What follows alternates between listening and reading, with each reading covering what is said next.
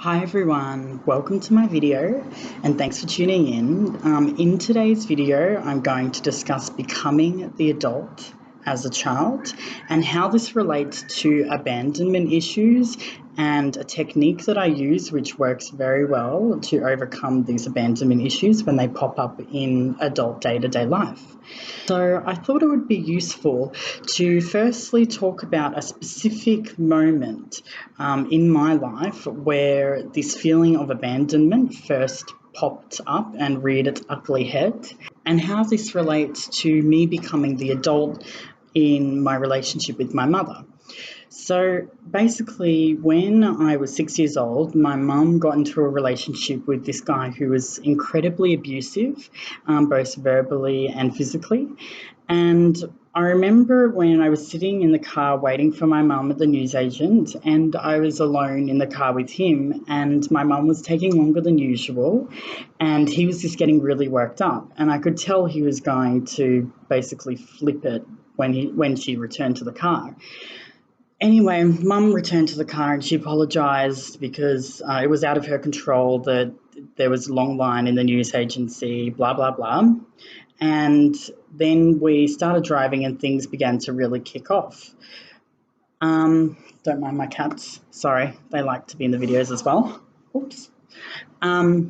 So yeah, we were driving along and he was just escalating, getting more and more angry at my mum and just becoming abusive, saying disgusting things to her. And when we got to a more quiet road, he just punched my mum in the face.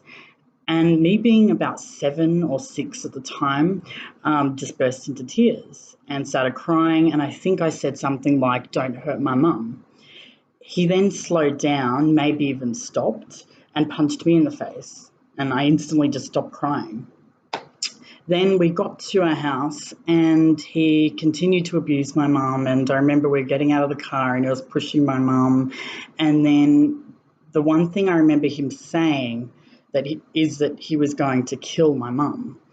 Now, from that moment on, I kind of lost my childhood. So I stopped becoming the child in my mum's relationship. I felt like I had to care for her and be with her all the time to protect her. And I'd only see my mum on weekends at this time. So every time I'd go to my dad's during the week, I would feel like I was never going to see my mum again because she was going to die. And the only time I felt comfortable was when I was there, even though that was putting myself in the hands of this abusive guy, and they're just looking after her, so I'd feel at ease. Now, my mum escaped this guy when I was about 10, and you would think that after that I wouldn't actually feel like I was going to lose my mum, but the feelings still consisted, and they presented themselves until I was in my early 20s. And that's when I finally began to get counselling, because I didn't realise that I had an unhealthy relationship with my mother. I didn't think that me wanting to be with her all the time and only still feeling at ease was when I was with her and sleeping in her house was actually a problem. I just thought I had a really close relationship with her, which I do.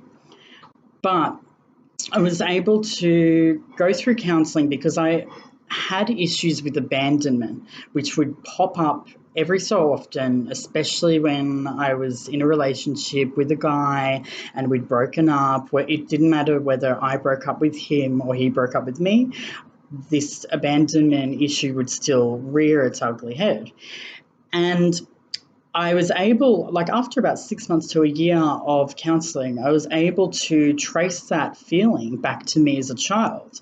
And I was able to also link that to the inner child inside me who was still feeling abandoned by their mother. So basically my technique now with dealing with abandonment issues, which pretty much only come up when I'm separating from a boyfriend, or it can even be a friendship, like if a friend goes overseas, I am able to just breathe through it. And usually for me, I will wake up with this abandonment feeling in the morning. So it'll be like the first thing I'll feel every morning after something traumatic happens, like a friend leaving for overseas or a breakup. And I just breathe through it and close my eyes, and I can feel that inner child inside me still feeling abandoned by their mother. And I'm able to let go of that as well in the process. So, by connecting those feelings to that inner child inside me, I realize that it's actually not me that's feeling these things. I do feel sad that I'm losing a boyfriend and sad that, a friend's going overseas or whatever, but I'm not feeling completely abandoned by them. It's just this inner child inside of me who's still feeling abandoned by their mother.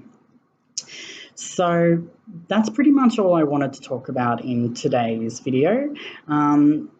Please like my video if you enjoy it, and leave a comment if there's anything you'd like me to talk about in future. All right, thanks for tuning in. Bye.